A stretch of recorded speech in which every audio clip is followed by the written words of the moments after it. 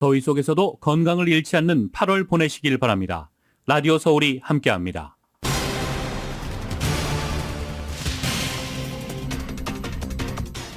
최근 타운 내 절도 사건이 끊이지 않고 있는 가운데 젊은 층을 노리는 절도 사건도 크게 늘었습니다. 이들은 노트북이나 옷 등을 노리고 있습니다.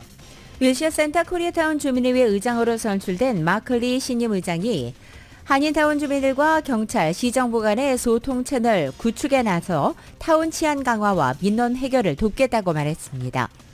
내년 LA시의원 10지구 선거에 출마하는 그레이스 유 후보가 후원금 모금에서 다른 후보를 앞서고 있는 것으로 나타났습니다. 현대자동차와 기아차가 화재 위험으로 미국에서 판매된 신형 차량 9만 1000여 대를 리콜합니다. 헐리우드 작가들이 대기업 스튜디오 측을 상대로 처우와 노동환경 개선을 요구하며 파업 중인 가운데 협상 테이블이 마련돼 타결의 돌파구가 열릴지 관심이 쏠립니다. 오늘부터 잉글리드 소파이 스타디움에서는 테일러 스위프트의 공연이 6차례 이어집니다. 이틀 전부터 지역에는 팬들이 텐트를 치고 대기하고 있는 등 열기가 뜨겁습니다. LA시의회가 LA 동물원을 확장하기로 했습니다. 동물원 인근 언덕 16에이커를 개발해 확장한다는 계획입니다. 캘리포니아주에 최근 벨리 피버 감염 사례가 늘고 있습니다. 벨리 피버는 먼지를 통해 감염되고 있고 기침, 열, 가슴 통증 등의 증상이 나타납니다. 메가밀리언스 어제 추첨에서도 1등 당첨자가 나오지 않아 당첨금이 12억 5천만 달러로 늘어났습니다. 메가밀리언스 사상 역대 네 번째로 큰 금액입니다. 그랜캐년에서 관광버스가 전복돼 1명이 숨지고 56명이 다쳤습니다. 이 가운데 8명이 헬기를 이용해 후송되기도 했고 사고 원인과 사망자 부상자 신원은 아직 알려지지 않았습니다. 트럼프 전 대통령이 오늘 법정에 출두합니다. 성추문 입막음과 기밀문서 유출에 이어서 이번에는 대통령 선거 결과를 뒤집으려 한 혐의입니다. 어제 오후 상원 건물에는 총격범이 있다는 신고 전화로 의회경찰의 대대적인 수색이 이어졌습니다. 하지만 관련 증거는 발견되지 않았고 한때 소동으로 끝났습니다. 연방국세청 IRS가 오는 2025년까지 세금보고 관련 서비스를 모두 온라인으로 전환해 종이 없는 세금보고 시대를 연다는 청사진을 공개했습니다. 애플이 내놓은 저축계좌 예금이 출시 3개월 만에 100억 달러를 돌파했습니다. 애플의 저축성 예금은 연 4.15%의 이자를 제공합니다. 경기도 성남시에서 차를 몰고 인도로 돌진해 행인들을 들이받은 뒤 백화점으로 들어가 흉기를 휘두른 사건이 발생했습니다. 확인된 부상자만 14명입니다. 용의자 체포됐습니다. 노인 폄하 논란을 일으킨 더불어민주당 김은경 혁신위원장이 발언 나흘 만에 결국 고개를 숙였습니다. 하지만 여당과 노인단체는 사퇴를 촉구했습니다. 피파 여자 월드컵에 나선 한국 여자축구대표팀이 조별 예선 최종전 독일과의 경기에서 1대1로 무승부를 기록했습니다. 한국 대표팀의 조소현 선수는 한국 여자 월드컵 사상 선제골을 처음으로 터뜨린 인물로 기록됐습니다. 샌디에고의 김하성 선수가 선두타자 홈런을 터뜨리는 등 3타수 2안타 볼넷 2개로 팀의 11대1 대승에 힘을 보탰습니다. 타율은 2할 8푼 4리까지 끌어올렸습니다. 오늘 뉴욕 증시 하락 출발하고 있습니다. 원달러 환율은 1299.1원으로 마감했습니다. 남가주 오늘 대체로 맑겠고 LA 한인타운 낮 최고 기온은 83도 예상됩니다. 이 시간 주요 뉴스는 하늘 위 호텔, 세계 최대 항공기 아시아나항공 A380에서 차별화된 서비스를 만나보세요. 고국까지 편안하고 안전하게 모시는 아시아나항공 제공입니다. 여러분 안녕하십니까? 김윤정입니다. 안녕하십니까? 유지승입니다. 2023년 8월 3일 목요일 라디오 서울 모닝 뉴스 2부입니다. 트럼프 전 대통령이 오늘 또 법원에 출두합니다. 때문에 벌써 워싱턴 DC 인근에는 경계가 삼엄하게 이루어지고 있는 상황입니다. 이와 관련된 소식은 저희가 잠시 뒤에 경제 뉴스 후에 전해드릴 수 있도록 하겠습니다. 경제 연착륙 전망이 강화되고 있는데 이번엔 그 관측 이유가 기업들이 직원 해고를 꺼리고 있기 때문으로 분석됐습니다. 월스트리트저널은 최근 연준의 인플레이션 억제 노력으로 경제 일부 부문이 냉각 추세지만 최근 기업들이 근로자 유지를 최우선시하면서 경기 침체 가능성이 줄었다라고 관측했습니다. 월스트리트저널은 급격한 해고가 더 흔해 경제가 침체에 빠졌던 2007년부터 2009년 그리고 2020년과 달리 현재는 기업들이 가능하다면 직원을 최대한 유지하려고 하는 추세라고 설명했습니다. 대부분 산업군에서 해고는 드물고 실업률은 50년 최저치 수준에 근접했다라고 말하기도 했습니다. 월스트리트저널은 소비자 지출은 경제 활동의 3분의 2를 차지하기 때문에 지출이 유지되면 금리 상승으로 인한 경제적 타격을 최소화할 수 있다라고 설명하기도 했습니다. 미국의 실업률을 가늠할 수 있는 신규 실업상 청구 건수가 지난주 소폭 늘어났습니다. 오늘 아침 노동부의 발표에 따르면 지난주 신규 실업상 청구 건수는 22만 7천 건으로 한 주 전 대비 6천 건 증가했습니다. 신규 실업상 청구 건수는 금융과 기술 분야에서 기업들이 고용을 줄이면서 올해 들어 증가 추세를 이어오다가 지난 6월 중순 이후 감소세로 전환한 바 있습니다. 오늘 발표된 지수는 지난 주말 영업을 중단한 대형 운송업체 옐로의 해고 현황을 반영하지 않아서 앞으로 실업상 청구 건수는 추가로 늘어날 여지를 남겼다는 분석도 나오고 있습니다. 다만 과거 추세와 비교할 때 신규 실업상 청구는 여전히 낮은 수준에 머무르는 상황입니다. 노동시장 여건이 견고했던 2019년도에도 신규 실업상 청구 건수는 평균 22만 건 수준에 머문 바 있습니다. 헐리우드 작가들이 대기업 스튜디오 측을 상대로 처우와 노동환경 개선을 요구하면서 파업 중인 가운데 협상 테이블이 마련돼 타결의 돌파구가 될지 관심이 쏠리고 있습니다. 작가조합은 어제 오후 회원들에게 보낸 이메일에서 내일 스튜디오 측과 만날 계획이다 라고 밝혔습니다. 영화 TV 제작자 연맹 대표가 협상 재개를 위한 만남을 요청했다며 작가조합은 이같이 설명했습니다. 이메일에서 지도부는 제작자 측과 만남 후 추가 정보를 알리겠다며 소문을 조심하고 특히 중요한 소식이 있을 때마다 우리가 직접 공유하겠다라고 덧붙이기도 했습니다. 양측 간의 협상 테이블이 마련되는 것은 3개월 말입니다. 지난 5월 1일 협상이 결렬되면서 작가들이 총파업에 들어간 바 있습니다. 제작자 측의 이번 협상 요청은 파업이 길어지면서 손실이 눈덩이처럼 불어나는 데다가 배우들까지 파업에 동참하면서 압박이 됐기 때문으로 해석됩니다. 헐리우드 파업 사태와 관련해 보다 많은 미국인들이 스튜디오보다는 배우와 작가의 파업을 지지한다는 여론조사가 나왔습니다. 하지만 영화를 보는데 단 $1라도 더 지불하는 것은 싫다는 입장이 많았습니다. LA타임즈는 오늘 아침 헐리우드 파업과 관련해 미국인들의 여론을 묻는 새 조사를 실시해 그 결과를 보도했습니다. 미국인 거의 4분의 3은 이번 파업을 인지하고 있고 60%는 최소 어느 정도는 이슈에 대해 알고 있다고 말했습니다. 배우와 작가 대 스튜디오와 네트워크, 스트리머들 사이에 어느 쪽을 더 지지하는지 묻는 질문에는 전체 38%가 배우와 작가들을 선택했습니다. 영화와 TV 제작자 연맹을 대표하는 엔터테인먼트나 미디어 회사를 지지한다는 응답은 7%에 불과했습니다. 양측 모두에 똑같이 동정을 느낀다는 응답은 29%, 어느 쪽을 더 지지하는지 잘 모르겠다는 응답은 25%였습니다. 한편 이번 여론조사 결과 영화관의 티켓 가격이나 매달 지불하는 스트리밍 서비스 구독료를 현재보다 $1 인상하는 것이 파업의 해결책이 된다면 어떤지 물었는데 그 결과 39%는 그렇게 하겠다. 그리고 41%는 그렇게 하지 않겠다고 밝혀서 $1 인상에는 부정적인 의견이 좀 더 많았습니다. 살기 어렵다, 살기 힘들다, 물가 때문에 못 살겠다. 네. 실제 숫자로도 그렇게 나타났습니다. 캘리포니아주가 전국에서 두 번째로 살기 힘든 주에 선정됐습니다. 소프트웨어 업체 도소가 전국의 주별 모기지, 렌트비, 오토론, 유틸리티, 자동차 보험, 휴대전화, 건강보험료 모든 것을 고지서 데이터를 분석한 결과 캘리포니아 주민들은 월 평균 $2,838를 지출하는 것으로 나타났습니다. 이는 전국 2위 규모이며 전국 평균치 $2,046보다 38.7%가 웃도는 수치입니다. 특히 가구 평균 소득의 40%를 차지하고 있습니다. 캘리포니아주 주민들의 고지서 항목 중 가장 큰 금액을 차지하는 것은 주택 모기지로 매달 평균 $2,402를 내는 것으로 나타났습니다.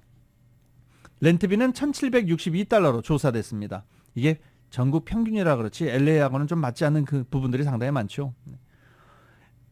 1위는 월 평균 $3,070를 각종 고지서 대금으로 지출하는 하와이로 나타났습니다. 반대로 가장 고지서 비용 부담이 적은 주는 $1,530인 웨스트 버지니아였습니다. 연방국세청 IRS가 2025년도까지 세금보고 관련 서비스를 모두 온라인으로 전환해서 종이 없는 세금보고 시대를 연다는 청사진을 공개했습니다. 이를 위해서 IRS는 모든 세금보고 관련 서류를 온라인으로 제출하는 시스템과 애플리케이션, 즉 앱을 제공하고 기존 종이 서류를 디지털로 전환하는 등 세금보고 체계를 대대적으로 개선해서 예산 절감과 그동안 누적된 세금보고 관련 민원 해소에 나선다는 계획입니다. 온라인 세금보고 활성화를 위해서 내년에는 온라인 세금보고 무료 시범 사업도 전개됩니다. IRS는 온라인 세금보고를 대행기관이 아닌 IRS 웹사이트를 통해서 직접 할 수 있도록 무료 온라인 세금보고 서비스를 시범적으로 실시하고 2025년부터 본격적으로 시행에 들어간다는 계획입니다. 하지만 모든 세금보고 서류를 온라인으로만 접수하는 것은 아닙니다. IRS에 따르며 온라인 전환에도 종이 서류로 세금 보고를 할 수 있습니다. IRS에 따르면 최소 7,600만 명의 납세자들은 종이로 세금 보고를 할 것으로 예상되고 있고 이들 종이 세금 보고 서류들은 접수 즉시 최신 스캔 시스템을 통해 디지털 형태로 저장되게 됩니다. 현대차와 기아차가 미국에서 화재 위험으로 신형 차량 9만 1,000여 대를 리콜한다고 밝혔습니다. 리콜 대상은 현대자동차 팰리세이드 2023과 2024년형, 투싼, 소나타, 엘란트라, 코나 2023년형, 셀토스 2023, 2024년형, 기아 소울과 스포티지 2023년형입니다. 현대차와 기아는 이들 차량에 오일 펌프, 전동식 제어기에 손상된 전자부품이 포함됐을 가능성이 있어서 과열을 유발할 수 있다며 리콜 사유를 설명했습니다.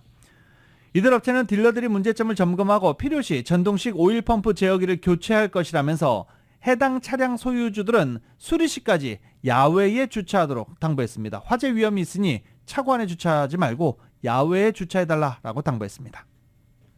라디오솔 모닝뉴스 2부 미국과 로컬 소식은 시원한 한 모금으로 여름을 만날 수 있습니다. 맥도날드에서 새롭게 준비한 음료 프로즌 하와이안 펀치를 상쾌하게 맛보세요. 맥도날드 제공입니다.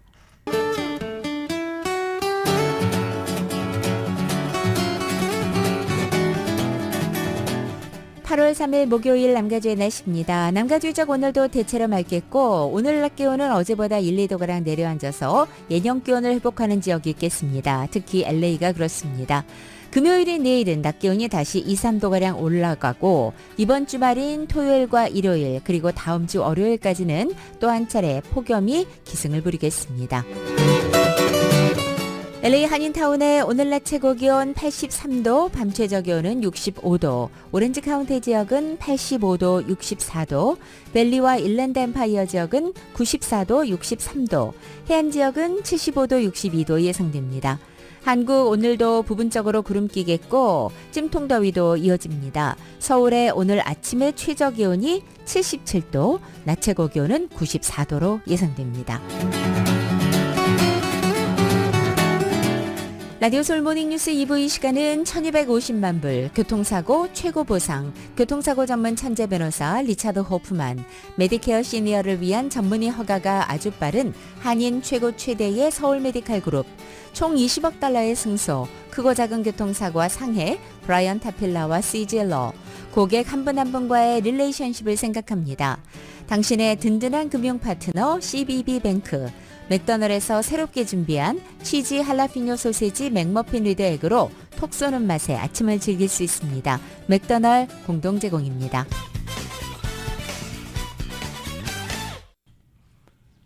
라디오솔 모닝뉴스 함께하고 계십니다. 윌셔센터 코리아타운 주민의회 의장으로 선출된 마클리 신임 의장이 어제 저희 라디오서울 방송을 방문했습니다. 마클리 신임 의장은 주민의회가 한인타운 주민들과 경찰, 시정부 간의 소통 채널을 구축하고 그리고 적극 나서서 타운 치안 강화나 민원 해결을 돕겠다라고 밝혔습니다. 정연호 기자가 만나봤습니다. 비영리단체 MCCN 대표로 지난달부터 윌셔센터 코리아타운 주민의회 의장직을 맡고 있는 마클리 신임 의장이 2일 라디오 서울 방송국을 방문해 경찰이나 시정부와 소통이 안 돼 답답해하는 한인타운 주민들을 위해서 주민의회가 소통 플랫폼 구축과 함께 LA시 민원 서비스 제대로 이용하기 등의 계몽 활동을 펼칠 계획이라고 밝혔습니다. 팬데믹을 거치면서 타운에 늘어난 강절도 행각이나 홈리스 문제로 타운 비즈니스 업주나 주민들이 어려움을 많이 호소하고 있는데 타운을 관할하는 올림픽 경찰서와 타운의 한인 주민들이 격의 없이 정기적으로 만나 소통할 수 있도록 10월부터 경찰서와 주민들 간의 커피 타임을 마련할 계획이라고 밝혔습니다. 커피 타임은 2개월에 한 번씩 정기적으로 개최할 예정으로 이 자리에는 올림픽 경찰서 서장이 직접 나와 일반 타운 주민들의 의견을 수렴할 예정입니다. 마크리 위셔센터 코리아타운 주민의회 의장입니다. 일단은 지금 주민회에서는요, 지금 8년 동안 활동이 안 됐기 때문에 우리가 지금 인프라스트럭처를 지금 만들고 있어요. 커뮤니티들을 만들어가지고 그 원권을 올려가지고 우리가 시에다 할 수 있는 그런 커뮤니티를 세팅했고요. 지금 한인 커뮤니티에서 컴플레인이 제일 많이 들어오는 걸 먼저 해결하려고 합니다. 무슨 문제냐면 경찰하고 주민들하고 네트워킹이 안 된다, 커뮤니케이션이 안 된다, 그거를 우리가 지금 해결하려고 준비를 하고 있고요. 그 다음에 팔가에 있는 호발트에 있는 팔가에 있는 거기 워크웨이가 다 지금 벚거돼가지고 사람들이 걷지를 못해요. 그런 이슈. 팔가에 지금 일리거 트래시 덤핑 같은 거. 그런 것도 우리가 지금 하나씩 지금 하고 있습니다. 한인타운을 어지럽히는 불법 쓰레기 투기 문제나 건물 낙서 등에 대한 주민들의 민원 창구로 시정부가 운영하는 전화 311 혹은 온라인 서비스를 한인들이 원활하게 이용할 수 있도록 한국어 핫라인 개설을 추진 중입니다. 또 LA 시정부가 운영하는 온라인 민원 창구 마이 LA 311을 한인들이 손쉽게 이용할 수 있도록 한인타운에서 세미나도 마련할 계획입니다. 그러니까 311 디파트먼트에서 한국 분이 오셔가지고 우리 주민들이 주민들을 와가지고 세미나 같이 이걸 어떻게 쓸 수 있는 방법, 뭐 낙서, 쓰레기 덤핑, 뭐 그런 거를 다 할 수 있는 우리가 다 가르쳐 드릴 겁니다. 어떻게 쓸 수 있는 거. 그러니까 이런 거를 주민들이 알고 배우면은 모든 게 쉬워지고 깨끗해지고 정확해집니다. 위셔센터 코리아타운 주민의회는 코로나 팬데믹을 기점으로 공전 사태를 빚으며 운영권이 LA시로 넘어가는 등 건의가 실추됐었지만 이번 선거에서 대의원 22명 중에 한인 18명이 선출돼 1.5세 한인 대의원들이 대거 포진해 재건 노력에 탄력을 받고 있습니다. 라디오 서울 뉴스 정현호입니다. 내년 LA시의원 10지구 선거에 출마하는 그레이스 유 후보가 후원금 모금에서 다른 후보를 앞서고 있습니다. LA 한인회가 법조인 진로 세미나를 개최합니다. 이 소식은 이은 기자가 정리해드립니다.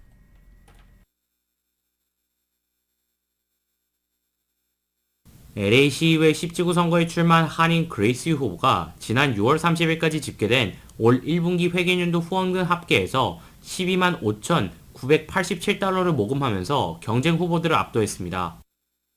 해당 기간 모금한 금액은 450명 이상의 기부자들의 후원으로 조성된 금액으로 LA시 전역에서 보다 다양하고 폭넓은 후원자들의 지지를 받고 있다는 것을 보여주고 있습니다.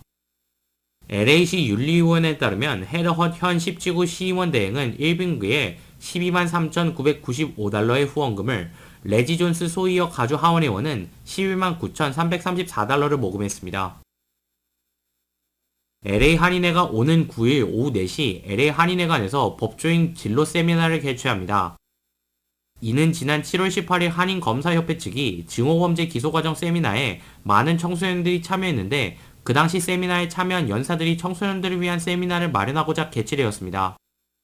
법조인 진로 세미나에도 LA 카운티, 가주검찰청, FBI, LAPD에서 활동하는 현직 한인 검사 및 경찰이 참여해 법조인으로 성장하는 방법에 관해 알려줍니다. 검사, 변호사, FBI, 경찰 등 법조인을 꿈꾸는 청소년들이 이번 세미나 참가 대상입니다. 사전 예약이 필요한 세미나에 참석을 희망하는 주민들은 LA 한인회로 연락하면 됩니다. 라디오 서울 뉴스 이은입니다. 다른 기업이나 업체 명의를 무단으로 도용해 허위 구인 광고를 낸 뒤 구직자들로부터 수천 달러씩 갈취를 시도하는 사기가 기승을 부린다고 합니다. 참 별별 사기가 다 나왔죠. 한인 업체들도 도용 피해, 업체 이름 도용 피해를 보고 있어 한인 업주들과 구직 희망자들에게 주의가 당부되고 있습니다. 이들 사기범들은 고액 연봉 및 채용 혜택 등을 미끼로 구직자들에게 출근을 위해서는 디파짓을 먼저 보내라는 식으로 돈을 요구하고 있는 것으로 알려졌습니다. 이처럼 도용된 한인업체 구인 광고를 보고 접근하는 한인 구직자들뿐 아니라 해당 업체도 쏟아지는 문의와 항의 등으로 뒷수습에 상당한 시간과 비용이 들어가 업무에 큰 지장을 보고 있는 것으로 알려졌습니다. 센츄리시티 웨스트필드 내 구찌 매장에 9병의 떼강도가 대낮에 침입해 쇼핑객들이 있는 매장에서 진열된 상품들을 닥치는 대로 훔쳐 달아나는 사건이 발생했습니다. LA 경찰 당국에 따르면 지난 31일 오후 3시 10분경 복면을 쓴 9명의 강도가 매장에 들이닥쳐 진열되어 있던 명품 핸드백과 여행용 가방 등을 쓸어 담아 도주했고 당시 매장에는 경비원이 있었지만 속수무책이었다고 전했습니다. 최근 한인타운에서 이런 절도 사건 상당히 많이 벌어지고 있습니다. 이 귀중품을 노리는 강절도 사건도 빈번하죠. 그런데 한인 젊은 층들도 피해를 자주 입는다고 합니다. 이 절도범들이 한인 젊은 층들에게 노리는 것, 노트북, 옷 이런 겁니다. 이은 기자가 보도합니다.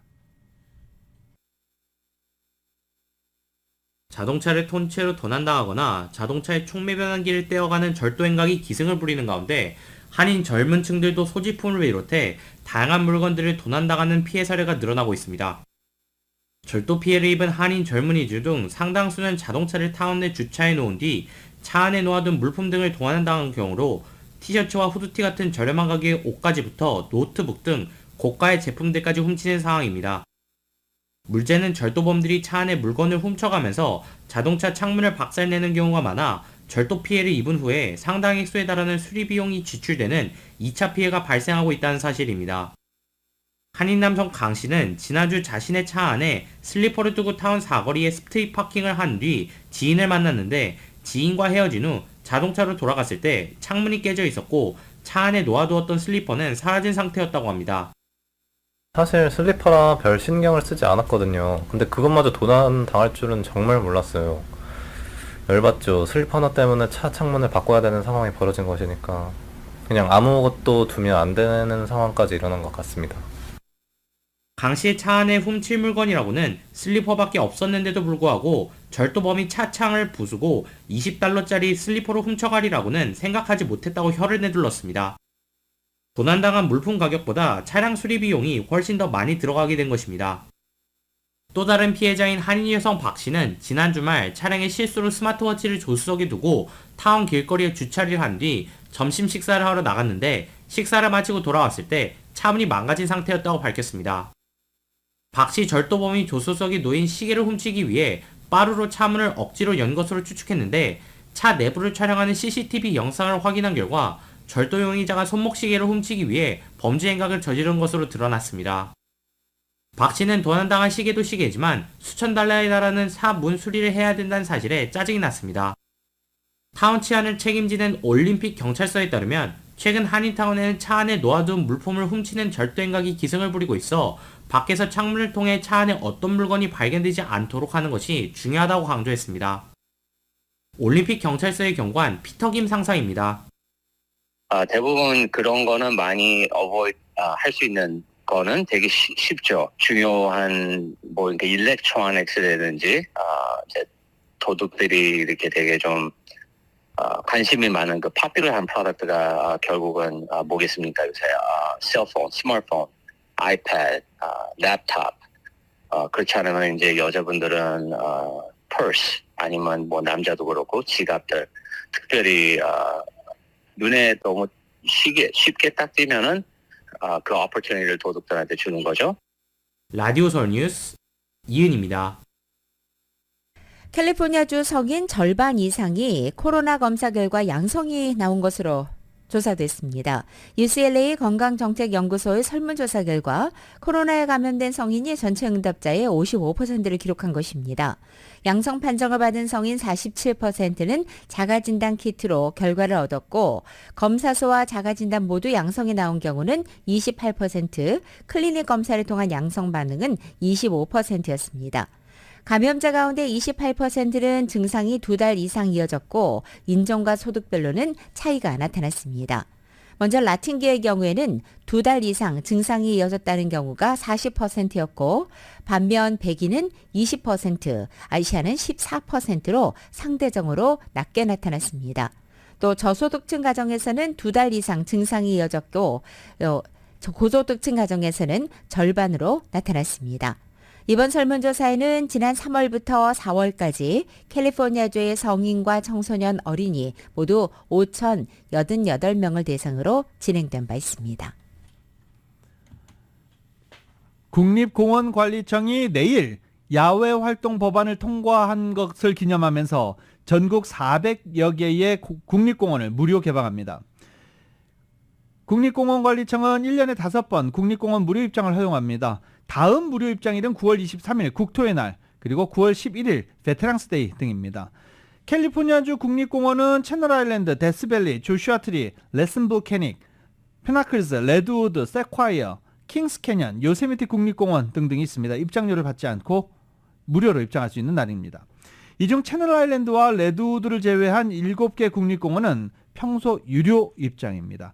하지만 이 공원에 입장을 해서 캠핑을 하거나 보트와 투어, 다른 이벤트를 즐기시는 분들은 별도의 비용을 내야 합니다. 녹지와 휴식 공간이 절대적으로 부족한 LA 한인타운 지역에 새롭게 들어서는 피오피코 라이브러리 포켓파크 프로젝트의 착공을 위한 추가 자금 530만 달러가 어제 LA시의회에서 승인돼서 내년 초에 착공 목표 실현 가능성이 높아졌습니다. 포켓파크 완공까지 필요한 총 비용은 2,660만 달러로 추정된 가운데 현재까지 확보된 자금은 1,000만 달러로 내년 초 착공 목표를 달성할 수 있을 전망입니다. 지난 2019-20 회계년도에 200만 달러, 또 22-23년도에 70만 달러가 시 예산에서 각각 승인됐고 23-24 회계년도 예산안에 다시 200만 달러가 승인된 가운데 어제 530만 달러가 추가된 것입니다. 메가밀리언스 1등 당첨금이 12억 5천만 달러로 늘어났습니다. 어제 1등 당첨자가 나오지 않았기 때문입니다.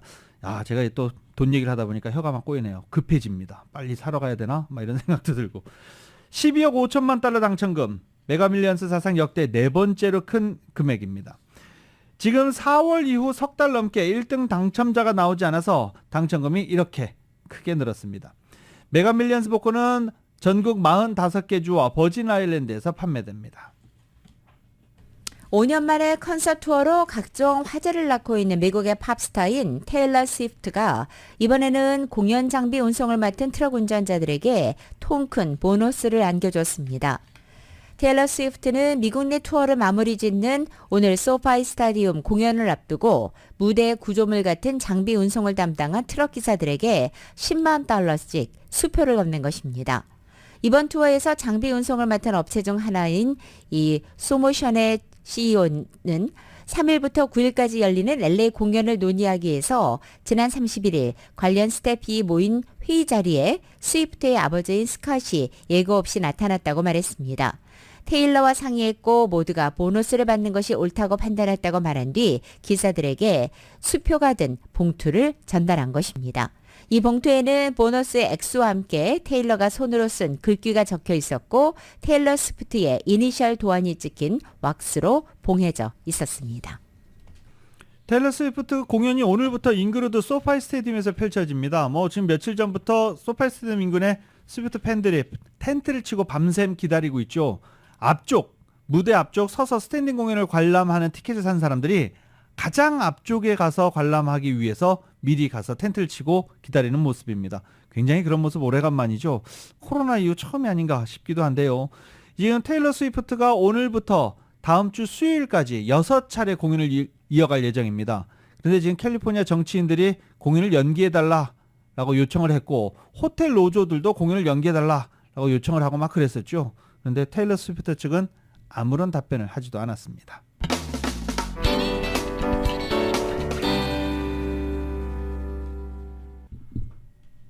라디오서울 모닝뉴스 함께하고 계십니다. 멕시코와 미국 접경지대 강에 설치한 텍사스주의 수중 장벽과 그 주변에서 시신 2구가 발견됐습니다. 멕시코 외교부에 따르면 어제 오후 2시 30분 리오브라보 부유식 장벽 부표에 시신 1구가 걸려있는 것을 텍사스 공공안전부가 발견해 멕시코 측에 통보했습니다. 이어 몇 시간 뒤 또 다른 시신이 부표에서 약 5km 정도 떨어진 강 상류에서 목격됐습니다. 두 사망자 사인과 국적 아직 확인되지는 않았습니다. 멕시코 외교부는 별도의 문서를 통해 텍사스주 정부 정책은 이주민 인권과 신변 안전에 영향을 미칠 것이라는 우려를 표명한다며 양국 간의 긴밀한 협력 관계에도 반하는 상황이다라고 경고했습니다. 대통령 선거 결과를 뒤집으려 한 혐의로 추가 기소된 트럼프 전 대통령이 법정에 다시 출두합니다. 올해 들어서만 3번째 기소인데 트럼프 전 대통령의 재선이 가능할지 이 YTN이 예상해봤습니다. 도널드 트럼프 전 대통령이 또 법원에 출두합니다. 성추문 입막음과 기밀문서 유출에 이어 이번엔 대통령 선거 결과를 뒤집으려 한 혐의입니다. 특히 특검은 트럼프 전 대통령이 사상 초유의 의회 난입 사태를 촉발했다고 지적했습니다. Charging Donald J. Trump with conspiring to defraud the United States, conspiring to disenfranchise voters, and conspiring and attempting to obstruct an official proceeding. 올해 들어서만 3번째 법정 출두에 공화당 주자들도 엇갈린 반응을 내놨습니다. 론 디센티스 플로리다 주지사는 법치를 정치화하고 있다며 트럼프를 두둔했지만 마이크 펜스 전 부통령은 정면으로 비판했습니다. I really do believe that anyone who puts themselves over the Constitution should never be president of the United States. And anyone who asks someone else to put themselves over the Constitution should never be president of the United States again. 트럼프 전 대통령은 이번에도 무죄를 주장할 것으로 예상됩니다. 자신의 소셜미디어에 글을 올리고 내년 선거를 방해하기 위한 기소라고 반발했습니다. 지지자들을 향해서는 감사를 표하는 여유까지 보였습니다. When we win the election, a little more than a year from now, I will appoint a real special prosecutor to expose the monumental corruption of the Biden crime family once and for all. 최근 여론조사에서 트럼프 전 대통령의 지지율은 다른 경쟁자들을 압도적으로 웃돌고 있는 상황. 이번 기소도 앞선 두 차례처럼 지지층 결집 효과로 이어질 가능성이 제기되고 있습니다. 유죄 판결을 받더라도 대선에서 이길 경우 재임이 가능하다는 게 전문가들의 분석입니다. 다만 유죄 판결을 받고 복역하게 될 경우는 중도층과 무당층의 지지를 받기 어려워 악영향이 불가피하다는 진단도 나오고 있습니다. YTN 김선입니다. 기록적인 폭염이 이어지고 있는 가운데 1살짜리 여자아이가 8시간가량 차 안에 방치돼 사망하는 사건이 발생했습니다. 뉴욕주 롱아일랜드 스미스타운에 주차된 한 차량에서 14개월 된 여아가 발견돼 인근 병원으로 이송됐지만 사망했습니다. 경찰은 아이의 할머니가 아이를 타가소에 맡긴 뒤에 일을 가려고 했지만 이를 깜빡 잊고 바로 출근을 했다라고 설명했습니다. 오전 8시에 출근한 아이 할머니가 손녀를 차에 두고 왔다는 사실을 깨달은 것은 오후 4시가 돼서입니다. 8시간이 지난 후 손녀를 떠올린 것입니다.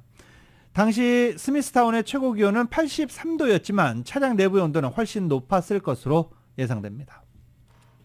올여름 기록적인 폭염으로 미국 10개 주에 현재 폭염 경보 발령된 가운데 산불이 잇따라 발생하고 있습니다. 특히 모하비 사막에서 발생한 산불은 벌써 서울 면적의 절반을 넘게 태우고 있습니다. KBS의 보도입니다. 지난달 28일 서부 캘리포니아주 남쪽 모하비 사막에서 발생한 산불이 계속 번지고 있습니다. 현지 시각 2일 현재 서울 전체 면적의 절반이 넘는 331제곱킬로미터를 태우고 인근 네바다주로 번지고 있습니다. 요크 산불이라는 이름이 붙은 이 불은 올해 캘리포니아주에서 발생한 가장 큰 산불로 일부 지역에는 주민 대피령이 내려졌습니다. It's scary. Fire takes over and you can't control it, especially when it's high winds. So people's lives are, at stake. The people fighting the fires. 요크 산불의 현재 진화율은 30%로 소방당국은 폭염과 시속 64km에 이르는 돌풍 때문에 진화 작업에 어려움을 겪고 있습니다. So we've got a full day shift going out today, 369 personnel that are going out onto the fire line, and they're out there today working to build containment line. 특히 이번 산불로 모하비 국립보호구역의 보호수종인 조슈아 나무 수십만 그루도 피해가 우려됩니다. 텍사스주 바스트로 카운티와 오리건주 빌라메트 국유림에서도 대형 산불이 발생해 빠르게 확산하고 있습니다. 미국 국가화재센터는 현지 시각 2일 기준 대형 산불 9개가 새로 발생했으며 현재 미 전역에서 67개의 산불이 발생한 것으로 집계됐다고 밝혔습니다. 로스앤젤레스에서 KBS 뉴스 이영현입니다. 그랜드 캐년에서 관광버스가 전복돼 한 명이 숨지고 수십 명이 다쳤습니다. 애리조나주 북쪽 그랜드 캐년 웨스트에서 관광버스가 전복된 것으로 알려졌습니다. 이 사고로 한 명이 숨지고 버스에 타고 있던 관광객 56명이 다쳤습니다. 이 중 8명은 헬기를 통해서 인근 병원으로 후송된 것으로 전해졌습니다. 사망자 신원은 아직 확인되지 않았고 구체적인 사고 경위도 알려지지 않았습니다. 오랜만에 훈훈한 소식 전해드립니다. 5년 전에 길거리 노숙을 하던 한 10대 청소년이 자신을 도와준 샌디에고 경찰관과 가슴 뭉클한 재회를 했다는 소식입니다. KBS의 보도입니다. 17살 소년 알렉스 군. 5년 전 12살이던 알렉스 군은 부모도 집도 없어서 한 커피 전문점에 하루 종일 있다가 가게가 문을 닫으면 노숙 생활을 했습니다. 알렉스를 지켜보던 커피 전문점 측은 경찰에 전화를 했고 경찰관 존 라슨 씨가 나타났습니다. 라슨 씨는 알렉스가 안타까워서 아동복지 서비스 센터에 보냈습니다. 하지만 복지센터의 비밀 유지 규칙 탓에 연락을 못하다가 5년 만에야 재회를 했습니다. 라슨 씨는 알렉스의 양부모와 식사도 하고 고등학교 졸업식에도 참석해 영원한 우정을 약속했습니다. As I grew older, I realized that Albert Larson took the best course for my future. I love him more now. 알렉스 군은 대학을 나와 그래픽 디자이너가 되는 것이 꿈입니다. 북한이 지난달 18일 판문점 공동경비구역 JSA에서 월북한 주한미군 트래비스 킹 2병의 신병을 확보하고 있다는 사실을 UN 군사령부에 확인했다고 BBC가 보도했습니다. BBC 보도에 따르면 유엔사는 북한이 킹 2병의 행방에 대한 정보 요청에 처음으로 응답하면서 킹 2병의 구금을 확인했다라고 밝혔습니다. 하지만 유엔사는 그를 집으로 돌려보내려는 우리의 노력에 방해가 되지 않도록 한다며 북한의 응답 내용에 대해서 상세히 공개하는 것은 거절했습니다. 다만 이 같은 응답은 북한이 킹 2병과 관련한 협상을 시작할 준비가 됐음을 시사한다고 BBC는 분석했습니다. 북한은 앞서 유엔사가 킹 2병과 관련해 연락했다는 점을 인정하긴 했지만 킹 2병의 신병을 확보하고 있다는 점을 확인하는 응답을 한 것은 이번이 처음이라고 전했습니다. 킹 2병 사건과 관련해 토니 블링컨 국무부 장관은 ABC 방송과 인터뷰에서 우리는 그의 행방과 상태에 대해서 더 파악하려고 실제 시도하고 있지만 정보가 많지 않다라고 말했습니다. 그리고 어제 북한이 드디어 우리의 질문들에 이해한다는 점을 이해했다라고 인정했다며 그들은 우리에게 답변은 주지 않았다라고 밝혔습니다. 우리는 가능한 모든 합리적인 수단을 통해 킹 2병에 대한 기본 정보를 확보하려고 하고 있으며 그 다음에는 그를 어떻게 데려올 수 있을지 볼 것이다 라고 말했습니다. 블링컨 장관의 발언과 유엔사 설명을 종합하면 북한은 킹 2병의 구금 사실까지는 인정했지만 미국 정부가 요청한 정보는 제공하지 않은 것으로 해석되고 있습니다. 라디오 서울 모닝뉴스 함께하고 계십니다. 라디오 서울 모닝뉴스 스포츠 소식입니다. 스포츠 소식은 전문가가 추천하는 이민법과 가정법 전문 재인정종합법률사무소 제공입니다. 자, 오늘 새벽 3시 축구 지켜보신 분들 많으시죠? 유종임이 졌지만 잘 싸웠다. 잘했습니다. 5대0으로 이길 거라고 기대하시는 분들은 사실 많지 않지만 어떻게 경기를 할지 지켜보시는 분들 상당히 많습니다. 세계 랭킹 2위 독일과 1대1 무승부를 기록했습니다. 16강 진출엔 실패했지만 이 무승부 값지죠. 진작 이렇게 하지. 이런 얘기 많이 나왔습니다. KBS입니다. 대표팀은 한국 여자축구의 미래로 꼽히는 16살 KC 유진 페어와 20살 천가람을 선발로 내세우는 승부수를 던졌습니다. 대표팀은 세계 랭킹 2위이자 우승 후보 독일을 상대로 전반 6분 만에 선제골을 터뜨렸습니다. 이영주가 빈 공간으로 패스를 찔러주자 조소연이 침착하게 마무리해 골망을 흔들었습니다. 이번 월드컵 첫 득점이자 한국 축구의 여자 월드컵 사상 첫 선제골입니다. 조소연은 여자 축구 사상 처음으로 월드컵에서 2골을 넣은 한국 선수로 기록됐습니다. 대표팀은 계속해서 독일을 압박했지만 오히려 전반 42분 독일이 자랑하는 공격수 포프에게 실점했습니다. 독일의 반격은 후반 들어 더 거세졌습니다. 후반 12분에는 포프가 머리로 골망을 흔들었지만 비디오 판독 끝에 오프사이드가 선언됐습니다. 곧이어 또 한 번 포프의 헤더가 골대를 맞고 나왔습니다. 대표팀은 후반 추가 시간 기회를 맞았지만 박은선의 프리킥이 우리 선수를 맞고 나오면서 아쉬움을 삼켰습니다. 결국 1대1 무승부, 16강 진출엔 실패했지만 강호 독일을 상대로 선전을 펼쳐 박수를 받기에 충분했습니다. 우리는 대한민국을 대표하는 선수로서 끝까지 포기하지 말자고 서로 계속 다짐하고 했는데 결과는 비겼지만 그래도 경기력에 있어서는 독일하고 좋은 경기했다고 생각합니다. 우리와 비긴 독일은 여자 월드컵 사상 처음으로 탈락했습니다. 콜롬비아를 1대0으로 이긴 모로코가 콜롬비아에 이어 조 2위로 16강에 올랐습니다. KBS 뉴스 신수빈입니다. 파리 생제르맹의 이강인 선수가 슈퍼스타 네이마르와 함께 부산에서 열린 이 전북과의 친선 경기에 출전해서 팬들에게 즐거움을 선사했습니다. KBS입니다. 섭씨 33도로 웃도는 찜통 더위였지만 파리 생제르맹 스타들을 향한 축구 팬들의 열정을 막을 수 없었습니다. 프리시즌 처음으로 에이스 네이마르가 선발로 나왔고 이강인은 벤치에서 시작했습니다. 네이마르는 역시 명불허전이었습니다. 전반 40분 환상적인 개인기로 선제골을 터뜨렸습니다. 수비수의 겹겹이 둘러싸였지만 절묘하게 드리블을 한 후 허를 찌르는 슛으로 골망을 흔들었습니다. 후반 23분 마침내 이강인이 교체 투입되자 4만 3천여 명의 팬들은 더욱 열광했습니다. 네이마르와 함께 공격진을 이끈 이강인은 아직 컨디션이 정상은 아니었지만 최선을 다해 뛰었습니다. 파리 생제르맹은 후반 38분 네이마르가 빠른 침투로 추가골을 터뜨렸습니다. 이강인이 가장 먼저 다가가서 포옹했습니다. 네이마르는 후반 43분 아센시오의 쐐기골까지도 왔고 파리 생제르맹은 전북을 3대0으로 이겼습니다. 부상을 당한 후에 이제 서서히 다시 몸을 끌어올리고 있는 중이고 한국 축구가 많이 발전했고 좋은 선수들이 많다는 걸 증명하려고 노력하겠습니다. 네. 프리시즌 평가전 일정을 모두 마친 이강인은 이제 파리로 건너가 13일 열리는 리그왕 개막전 준비에 돌입합니다. 수비수 김민재가 전방으로 한 번의 긴 패스를 나브리에게 전달합니다. 그리고 나브리가 골로 마무리합니다.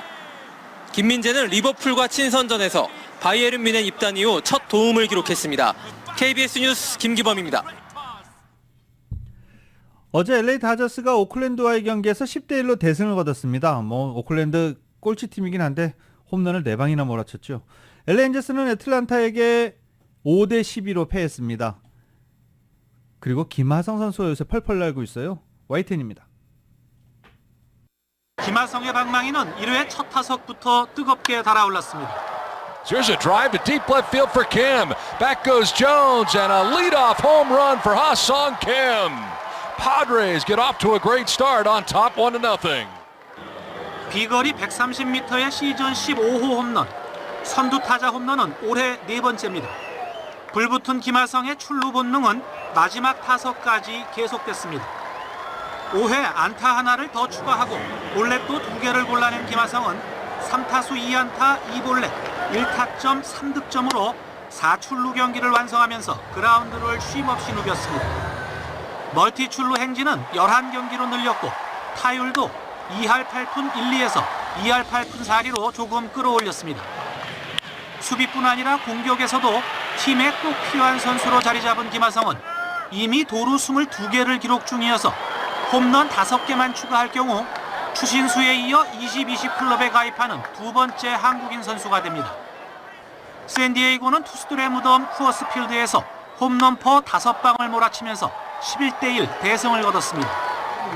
LA 에인절스의 오타니는 애틀란타 원정에서 안타 2개를 치면서 7경기 연속 안타 행진을 이어갔습니다. 6월에 이어 7월에도 아메리칸 리그 이달의 선수로 선정된 오타니는 시즌 타율을 3할 7리로 끌어올려 홈런왕뿐 아니라 타격왕 레이스에도 뛰어들었습니다. YTN 김사익입니다. 리오넬 메시가 미국 프로축구 인터 마이애미 CF 유니폼을 입고 불과 3경기에서 5골을 몰아치는 맹활약을 펼쳤습니다. 마이애미는 어제 플로리다주에서 열린 2023 리그스컵 32강전 올랜도 시티 SC와 경기에서 3대1로 이겼고 90분을 모두 뛴 메시는 어제 2골을 넣어서 팀 승리를 이끌었습니다. 메시는 7월 22일 리그스컵 조별리그 크루스 아술과의 경기를 통해서 마이애미 데뷔전을 치렀고 이 경기에서 후반 추가 시간 프리킥 결승골을 터뜨린 바 있습니다. 또 7월 26일 애틀란타 유나이티스와 리그스컵 조별리그에서는 2골, 1도움의 원맨쇼를 펼치면서 팀의 4대0 대승에 앞장서기도 했습니다. 메시가 미국 진출 후 90분을 모두 뛴 것은 어제 올랜도와의 경기가 처음이었습니다.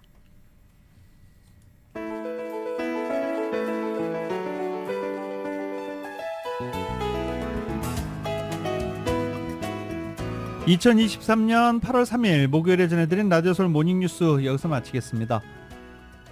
지금까지 진행의 유지승, 김윤정이었습니다. 라디오솔 모닝뉴스 2부 이 시간은 1250만 불 교통사고 최고 보상, 교통사고 전문 천재 변호사 리차드 호프만, 메디케어 시니어를 위한 전문의 허가가 아주 빠른 한인 최고 최대의 서울 메디칼 그룹, 총 20억 달러의 승소, 크고 작은 교통사고와 상해, 브라이언 타필라와 CGL러, 고객 한 분 한 분과의 릴레이션십을 생각합니다. 당신의 든든한 금융 파트너 CBB뱅크, 맥도널드에서 새롭게 준비한 치즈 할라페뇨 소세지 맥머핀 리드 에그로 톡 쏘는 맛에 아침을 즐길 수 있습니다. 맥도널드 공동 제공이었습니다. 잠시 후 9시에는 강혜신의 오늘의 미국이 방송됩니다. 함께해 주신 여러분 고맙습니다.